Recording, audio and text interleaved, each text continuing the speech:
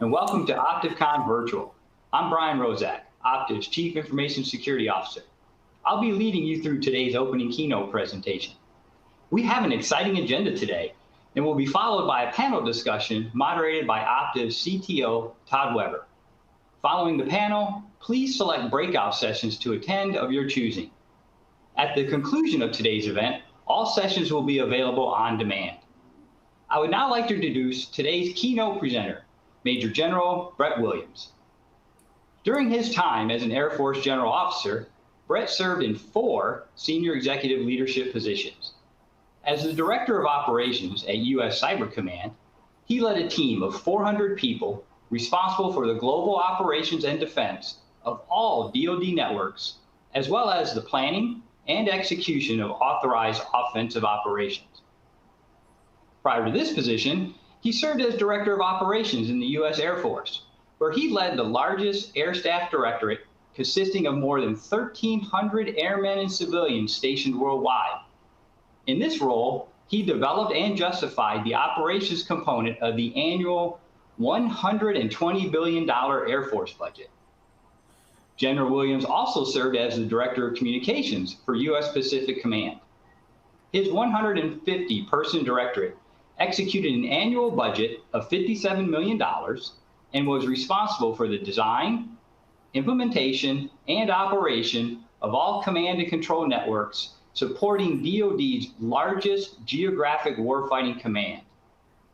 Finally, as the Inspector General for Air Combat Command, he led the inspection, audit, and compliance process for all U.S.-based combat flying organizations.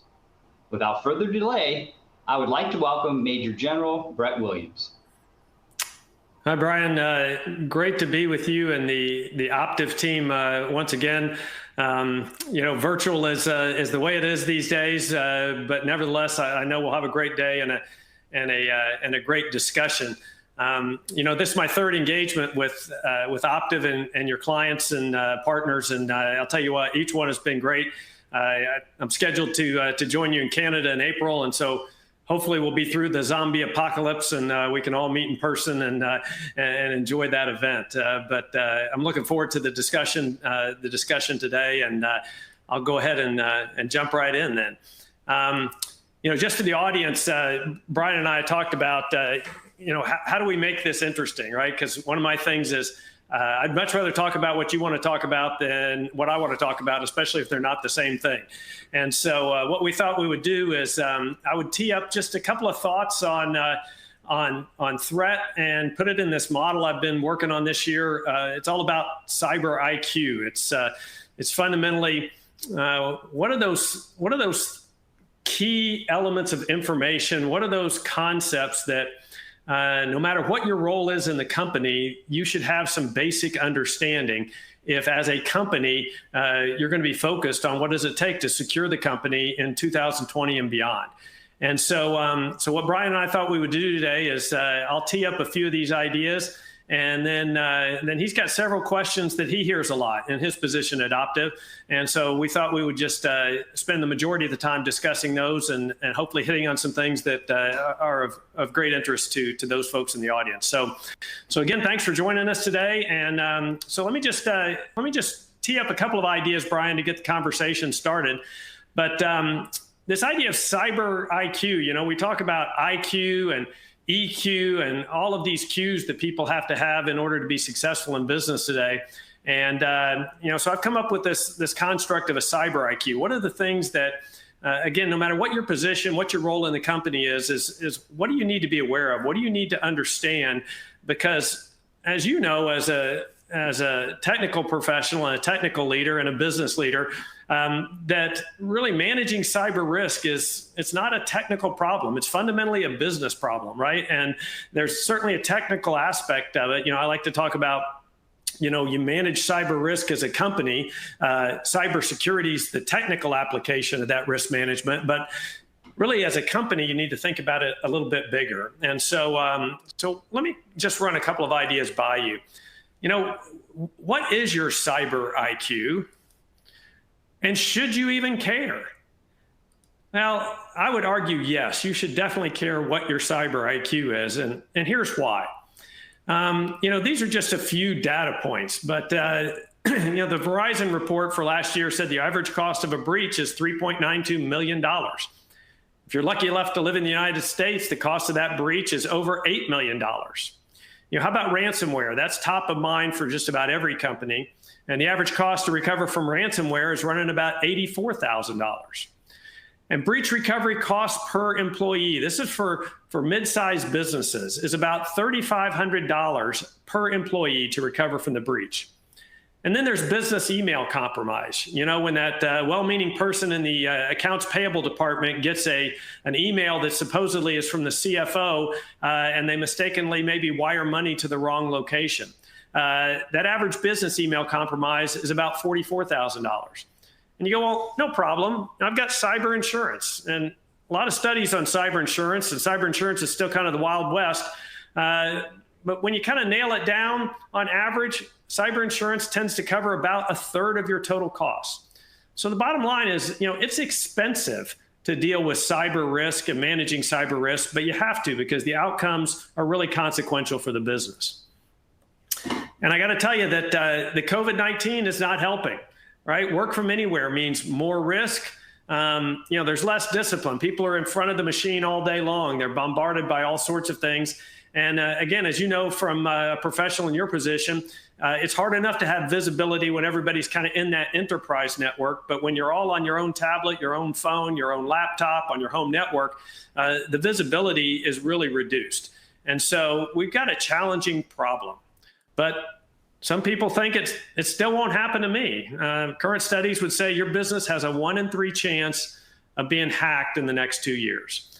And so that all means that we've got to really think about, how can we raise that cyber awareness or that cyber IQ in our companies?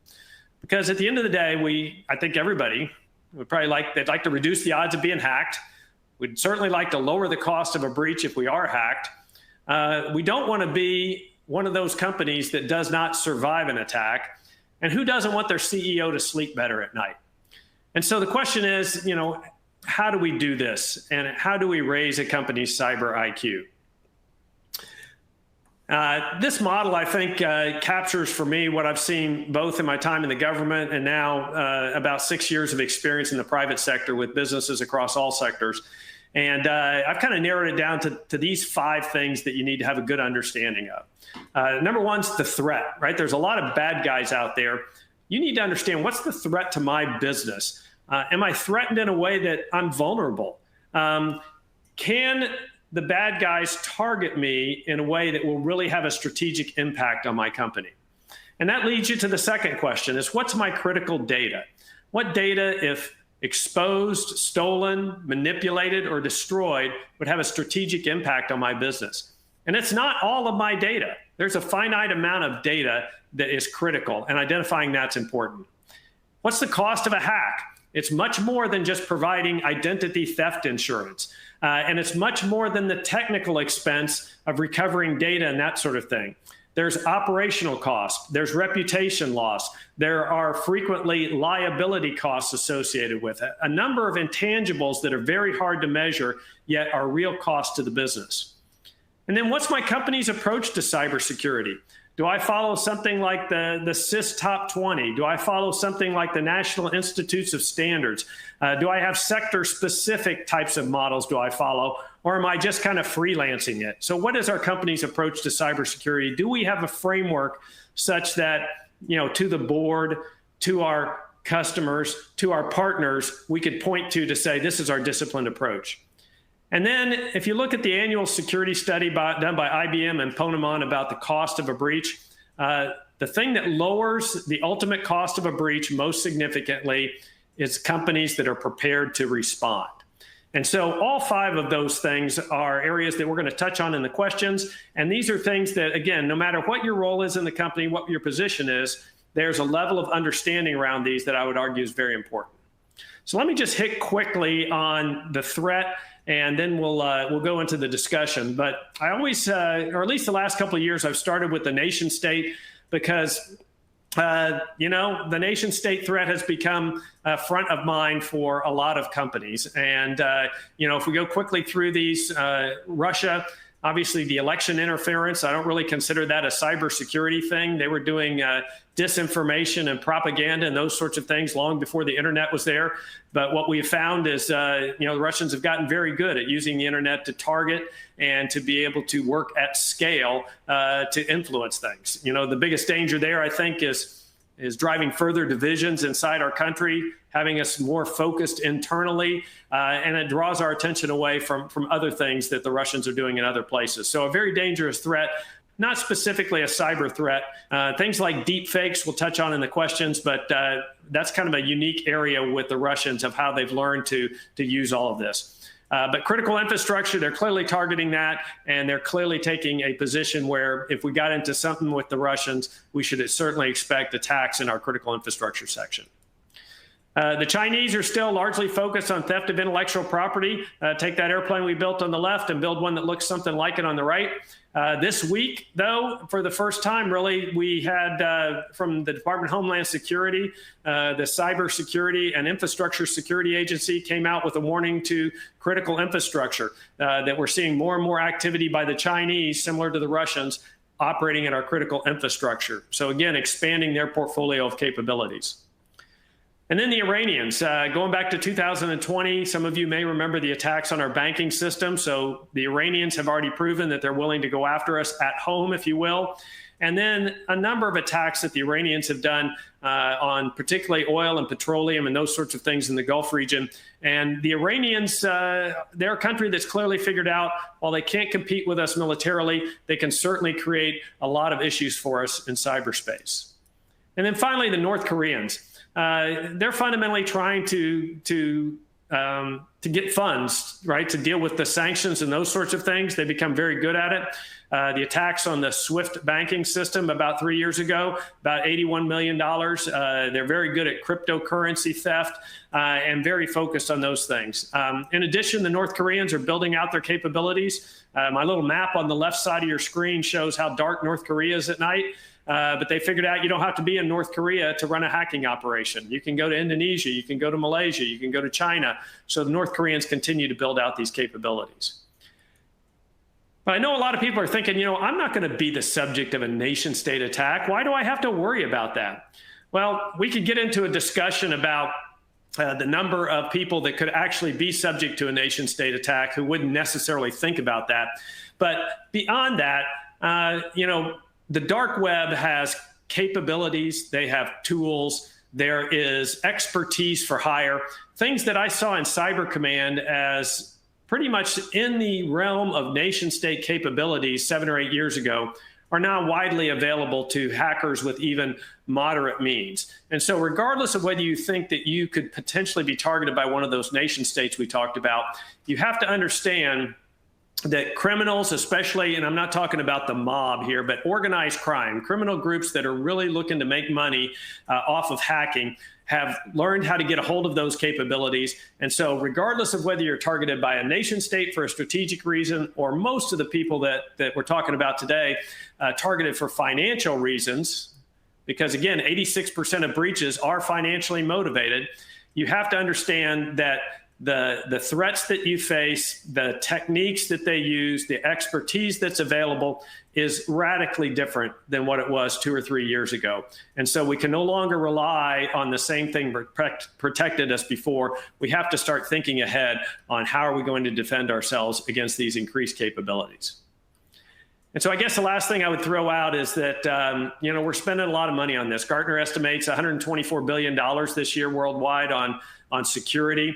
And I would tell you that there's a 100% chance you'll be hacked. If you are the object of a targeted attack, if somebody decides they want to get into your company, there's a 100% chance they're going to at least breach that perimeter as we talk about. So the question is, how can you limit the impact of that breach? How can you ensure that your company can survive? How do you ensure that you can continue to maintain confidence in your business in the event that you are hacked? Because I would say that, most people don't expect you to be immune from a hack. What they're looking for is, are you prepared? Were you able to respond? Can you limit the damage? And if so, you can maintain, I think, that customer confidence. So with that as a little bit of an introduction, Brian, I'll just throw my email up there, and I'm fairly active on LinkedIn, so I encourage people to get in touch with me there. But with that, I'd love to turn it over to you, and let's talk about what's on your mind and what's on the minds of your customers, clients, and partners. Well, great. Thanks, Brent. I can't imagine what you've seen in your career over all that time with the different threats. You've certainly given me a lot to think about, and I'm sure you've given a lot of our audience members plenty to think about. But I'm not going to pass up this opportunity to pick your brain on some of these hot topics. So as it relates to what you just described in terms of these new threats, can you please share how companies should be not only aware of these threats, but how they should be monitoring for this type of activity, as well as documenting and instilling those best practices for this type of scenario as part of their corporate incident response plan? Well, specifically, I think you're referring to like some of the advanced threats we're seeing, maybe even some of the deep fake technology. I'd say that I would argue, Brian, that the biggest mistake I see companies make is that they first assume that this is a technical problem, right? That at its core, I can buy a magic box that keeps the Russians or the Chinese or the criminals at bay. And we know that there is no magic box. It's really a mindset. It's a culture. It's a framework. It's defense in depth. And it's a combination of people and process and technology. And that's kind of a trite, trite thing to say, but or cliche, but cliches become cliches because they're true, right? Mm-hmm. So it is people, process, and technology. So when you look at this technology that brings, for example, deep fakes, and for people who may not be aware of that terminology, but it's the use of artificial intelligence to create videos that look extremely real. There were some very well-publicized ones of President Obama when he was still in office, mm-hmm. saying things that he clearly didn't say.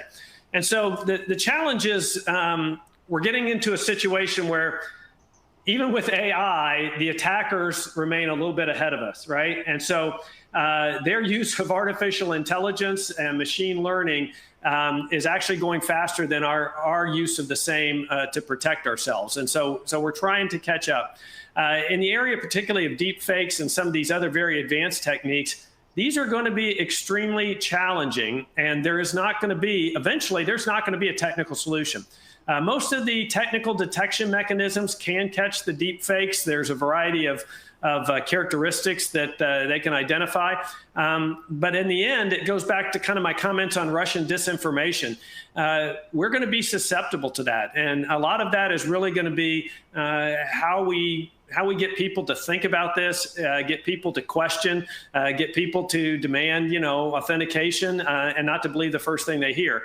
And unfortunately, that's not necessarily a characteristic that Americans in general are good at, but that's what we need to do. But I think your question just highlights what I mentioned earlier. The bad guys continue to capitalize on the technology. They always have an advantage as the offender, and we've got to work hard to be able to keep up. And so we have to continue to understand what's on the horizon and look ahead instead of looking behind. Yeah, that's a good point. I think keeping up with some of the newer advances in technology and trying to balance that with the traditional foundational controls, it's a challenge, but it's something that we have to do as security professionals. Yeah. So, no, I was just going to piggyback real quick on that is, there's this foundational set of things we do, right? That's everything from identity access management and its firewalls and its IDS and IPS and all those. And all of that has to be done, right? Yeah. That's the foundation. And really that gets rid of the noise so that you can now use some of the more advanced techniques, I think, to start detecting these more sophisticated threats that get past all that. So I agree with you 100%. It's not an either or. This is a layered approach. It has to build, it has to be synergistic, and it has to compound. Exactly. Now keeping on this theme of threats, how do we address the growing supply chain concern of security solutions developed or sourced in, let's be honest, potentially risky foreign countries in today's global economy? So I get asked, all the time, is it safe to use Kaspersky software? can I buy a Lenovo laptop? And, do I really need to use a burner phone when I travel overseas? Yeah. Yeah. Those are all good questions. And, I'll tell you an answer to all three of those questions. I would say no, and yes, I would use a burner phone. So that would be my answer. But I think in all seriousness, the way people see this playing out in real time right now is the whole discussion with 5G and Huawei, for example. And so what we see is, we see this tension between cost, business agility, and security. And I would argue that those are the three factors that professionals like you have to consider all the time and articulate to the business, is that there's going to be a trade-off between the benefits of this technology, what's it going to cost us to get it, and what are the security concerns. And let's face it, sometimes you're going to have to pay more to be assured of the security. And so while we can't go into everything that I do know, the concerns that you see articulated about Huawei are valid. The concerns that people have about supply chain are valid. There is particular risk when I think about everything from healthcare devices, the things that are part of the Internet of Things for healthcare. What types of things may be embedded in those? Or in terms of manufacturing technology, or in terms of devices that control critical infrastructure. The way those are attacked right now is people have to figure out how to get into them, either physically or through an IT network that's connected.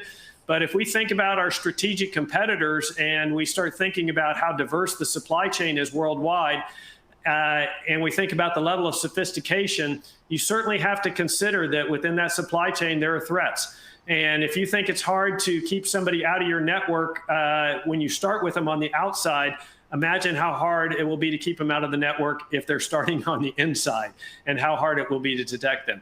So, without pointing at any of these specifically, I would ask people to think about the 5G, to think about the discussions they've heard, particularly about Huawei, and then get curious. There's a lot of open source material about how countries use price and convenience to get a foothold in a variety of areas around the world for other influence. And so I would just encourage particularly the technical professionals out there, the CIOs and the CISOs, to always have that discussion before you decide that there is a trade-off between this business agility, security, and price, and you've got to find the right balance for your company. Yeah, it's all about making that informed decision. So making sure that as a security leader, you're bringing this information, this threat intelligence and this risk information to the discussion so that the business leaders can make that right trade-off decision. Because if they don't have the right information, then that's a failure on us.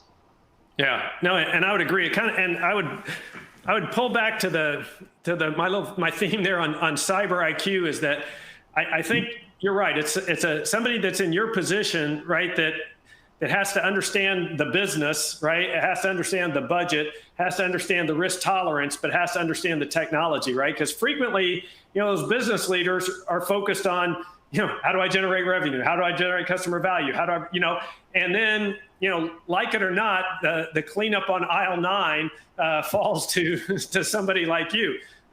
This particularly happens in merger and acquisition situations, right? And so I think you're right.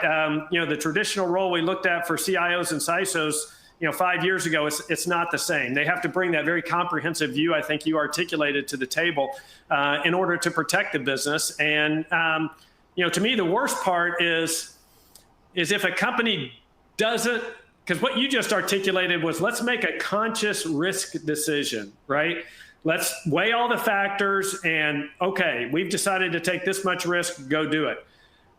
What is really bad is if you make an unconscious risk decision, right? If you don't consider all the factors, they don't have somebody like you that brings those factors to the table and says, okay, let's stop and think about it. Do we all agree this is the direction we want to go? Then you've made a conscious risk decision. More often than not, you'll make the right one. But I think your point is just so spot on, is that that really thinking about this from a risk perspective and ensuring you've got the right people at the table to have the discussion is super important. And it's not a one-time thing. I mean, risk is constantly changing. So what may have been acceptable 12, 18 months ago, could be much riskier, today. Right. Because the technology we use changes all the time. The technology the bad guys use changes all the time. And so, yeah, you have to have this culture of constant assessment and evaluation. I agree 100%. That makes this job fun. Yeah. So let's stay on this supply chain topic for another moment. So how can we evaluate the security of our third-party partners besides just sending them a customized security questionnaires? Are things like ISO 2700 certifications and SOC 2 reports good enough? No. There you go. There's the short answer. So this supply chain thing is huge, and it's something that it's one of the things our company has a big emphasis on is thinking about your supply chain. And let me start with the two aspects of why I would argue you need to pay attention to supply. We talked about supply chain in one context. Now we're talking about it in a little bit different context. So I would encourage the audience to think about, supply chain or value chain. It's those partners, those distributors, those manufacturers, all of those people that are part of your ecosystem that you rely on in order to execute your business, right? And so, what Brian's referring to is, we're going to bring a new partner in. They're going to provide a specific capability for us. Excuse me. And we're smart enough to go, we're going to inherit some risk when we bring them on board, right? And I would like to know what that risk is. And so, one of the ways we do that is in our company got these as a brand new startup 6 years ago. I remember one in particular, 899 questions, right? About the security controls you have and all of that. And frankly, we can fill out all sorts of stuff, right? So the next level beyond that is some companies, for really critical entities in their supply chain will send a human out and they'll actually talk face to face with the company and look at the controls and all those sorts of things. And that gives you another level of confidence.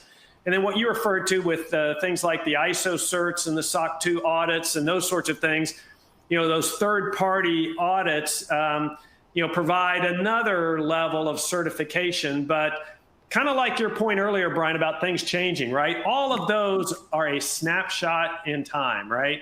If you look at, pick your study, but let's just say it's still around 99 days, the average time that a persistent threat's in your network before you find it.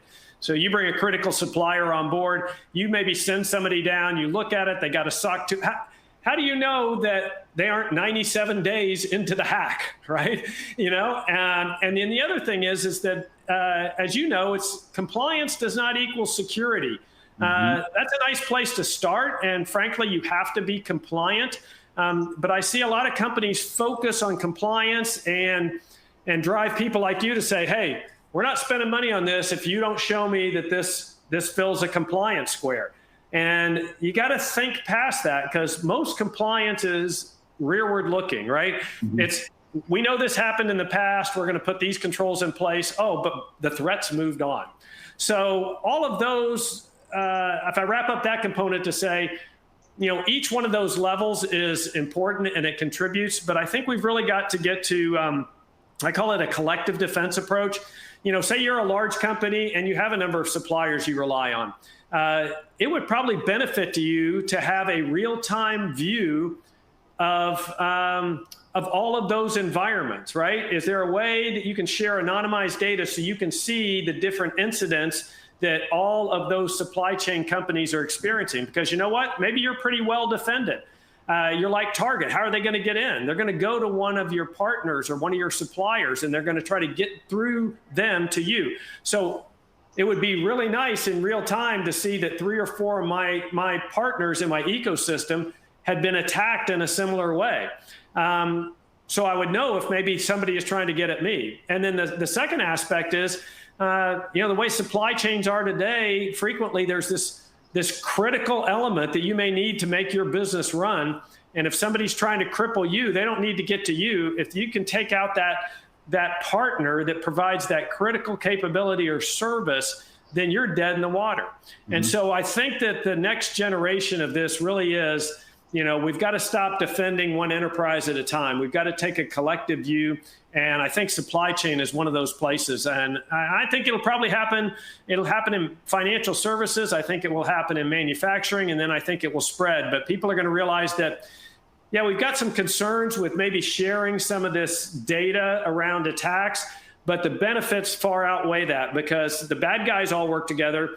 We need to work together as the good guys. Yeah, and it brings back to your notion of people, process, technology. When you think about the people aspect, it's building that relationship with your strategic partners. I will reach out to the CISO of one of our strategic partners and have a conversation like this, a dialogue, and share information so that you can get to that real information and share best practices. Because again, it's more than just filling out a questionnaire. Right. Yeah, and I think that all the initiatives, such as the information sharing and analysis centers, the ISACs, have been good. There's, a bunch of those for different sectors.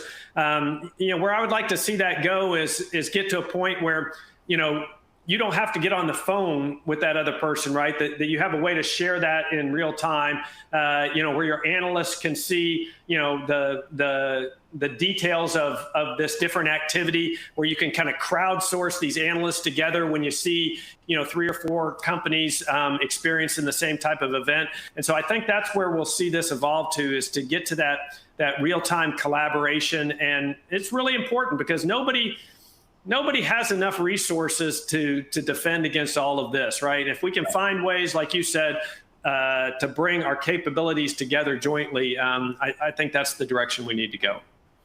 That's great. So let's switch gears a little bit. So, you can't open up a browser without seeing some news about another ransomware attack. So how should we be practicing to recover from a major cyber incident like a ransomware attack? Are tabletop exercises sufficient? Yeah, I mentioned earlier that when you look at these cost of a breach studies, that the number one way to reduce the cost of a breach is to be prepared for the breach. And so if we go back to my earlier premise that if you're the subject of a targeted attack, there's a 100% chance that attacker is going to be successful at some level. And I guess I would add in there that you don't become the subject of a targeted attack necessarily because the attacker is sitting around going, I would really like to go after, company X. What they have is they have automated ways of scanning, let's call it the internet, and finding people that have vulnerabilities or things that aren't patched, or, and they're always going to find those. And then they find that opening, and then they look at that company and they go, does that company have money, right? Would they be subject to a ransomware attack or an extortion attempt or something like that? And so you become the object of a targeted attack a lot of times randomly, if you will, right? You are randomly selected because you are vulnerable, but now you become targeted because the attacker knows, A, I can get to you, and B, there's something of value, I think, that I can extract from you. And so step one to I think, to your question is, let's just assume that we can be hacked. Step two is, I kind of go back to my my days in the military, and one of the things we used to differentiate between was training and exercising, and this gets to your tabletop question. One of the things that I would argue that we definitely did better in the military was embrace this concept of training and exercising in this way, where those are different things, right? That we conduct training to teach you how to do something. In this case, let's say respond to a breach, right? And now we're going to conduct an exercise to figure out if our training was any good. And what I've seen in the private sector is there's sometimes a hesitancy to exercise in the way we need to exercise. And what I mean by that is, the exercises have to induce stress on the players in the exercise, right? They have to get them, into a, at least at some level, a feeling of, holy crap, how am I going to deal with this, right? And so when we have those types of exercises, people are going to make mistakes, right? And so the attitude of the senior leadership of the company has to start off with is look, the objective of this exercise is not to get Brian fired, right? The exercise is designed to determine where are our gaps. Where are our gaps in training? Where are our gaps in process? Where are our gaps in technology, right? And so that when we conduct the exercise, we're trying to figure out what is it that we need to do better, right? So that we can deal with this situation better in the future. Now, if we do 3 exercises in a row and Brian goofs it up every time, that's a different discussion, right? But what we're looking for is, do we get better every time, right? So the fundamental premise is we have to train people on how to deal with this, and we have to conduct the exercises. And then the exercises we conduct as a business, I know you personally, in a variety of positions you've been in, have routinely practiced technically what does my staff need to do to recover data or deal with a breach or whatever. But back to the CyberIQ thing, how do you have to think of this as a company? Well, responding to a breach as a business is, I trust Brian to handle the technical aspects of this, right? What I really need to exercise is communication, right? What am I going to tell my customers? What am I going to tell my employees? The first people to sue Sony were employees. What am I going to tell my partners in the supply chain? What do I have to disclose to law enforcement or regulators, right? All of those things is the business aspect of dealing with the breach. In addition to where the business and the technical start to mix is, as you well know, say it's a ransomware attack and we lock it up and you've done exactly what you do. You've got these backups and all that. There's no question we don't need to pay the ransom. But there's some friction, right, to recovering that data and getting everybody back online. Because is the data an hour old? Is it a day old? Is it a week old, right? And so the exercises have to go through those different scenarios, because it's not free to recover from a breach, no matter how well prepared you are. So what I'm getting at is that, a tabletop exercise is good to get the discussion out there, but you have to go a couple of levels down. You have to create, I think, stressful situations. You have to involve the whole business. And there's times that you have to, no kidding, go recover from the backup and take the finance department down for 6 hours and see how we deal with that, for example. And so I think that if you really want to talk about being prepared for a breach, it's more than a once-a-year tabletop that the CISO and the staff do. It really has to be some frequent work, and it has to be established by the business, the CEO, let's say, that our objective is to get better at this, right? And our objective is to identify gaps and to close those gaps. And I think all of those are things that I would put in my toolkit if I were advising companies on how to prepare for a breach. Nice. I like that concept of training versus exercising. That's very thought-provoking. I have to think about that one a little bit more. I like that. I've often used more of a sports analogy where a basketball player will shoot 100 free throws, and that's worth 1 point. But yet, one of these breaches, as you showed on one of the earlier slides, could be millions of dollars. So why are we spending more time practicing to be able to respond to those types of attacks? So I'm going to throw out one. I mean, I could ask you, another 20 or 30 questions, but I want to ask you just one last one before we move on. So there's increasing talk of threat sharing as a way to increase our cybersecurity posture. Can you talk about the benefits and even the risk of more of this threat sharing? Yeah, I introduced that concept a little earlier of collective defense, and so, again,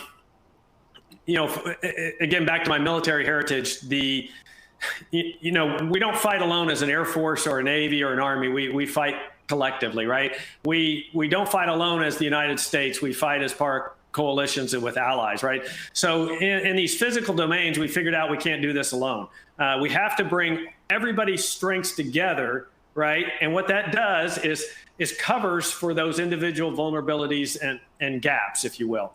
And so we have to figure out how to do that in terms of defending ourselves in cyberspace. And so there are a couple of barriers to that.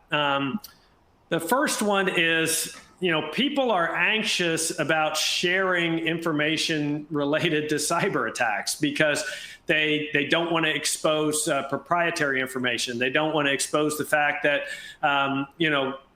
maybe some customer data was compromised, et cetera, et cetera. But when I'm talking about collective defense for cybersecurity, that's not the information that needs to be shared, right? Back to our supply chain. I don't even necessarily need to know which company in my supply chain was attacked. What I need to know is that a company in my supply chain was attacked. Here are the behaviors associated with the attack. Here's the metadata associated with that. Here's the characteristics. I'd like to maybe exchange things with the analysts that identified it, right?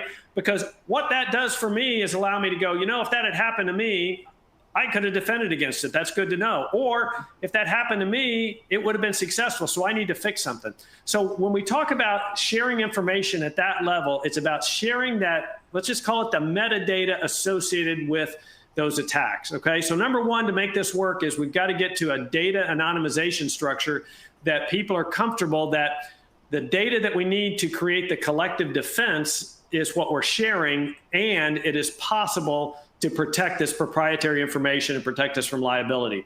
Then at the next level, we've got to get to where, particularly for critical infrastructure, we can get to a construct that allows effective public sector, private sector sharing. Because look, the government has access to information that we do not have in the private sector. I saw that in spades, working at Cyber Command. And the government has roles and responsibilities in what we call gray space and red space, to go out and perhaps stop attacks in progress or to stop attacks at their source, right? But there's a lot of bad guys doing a lot of bad things. And so what I needed in Cyber Command was an understanding of what's happening in the private sector. Again, just that metadata. I don't really care who's being attacked, but so I could go out and do the things that I need to do. And so right now there's a lot of skepticism on public-private sharing. I think, as you know, one of the biggest challenges is companies that do share with the government feel like they don't get anything in return. We've got to make that more bidirectional, and we've got to make sure that there's protections in place. But the bottom line is certain sectors, the utility sector, manufacturing in general is very open to sharing. Other sectors like finance, maybe not as open, right? So it's about getting to the point where the benefits of sharing outweigh what we perceive as the risks, but getting to real time, getting to sharing that critical metadata, getting to see the whole attack surface that's relevant to you. I think all that's what has to come together before we can really get to a collective defense in cyberspace. That makes perfect sense. That's great information. And Brett, I really want to thank you for joining us. I know I do, and I'm sure all of our audience that really appreciate your time and willingness to share your insights with our audience. And I look forward to having future conversations with you. Hopefully you won't mind if I reach out and do some more of this kind of give and take. Yeah, absolutely. And I look forward to seeing the Optiv team, hopefully in Toronto. I think it's in April. So hopefully we can all get together and continue the discussion. Thanks, Brian. You're welcome. All right, next, we hope you'll join us for the panel discussion led by Optiv CTO Todd Weber. So please navigate to the panel by clicking to the call to action located on the side of your screen. You may also access through the main event hub. Thanks again, and enjoy the rest of your OptivCon virtual experience.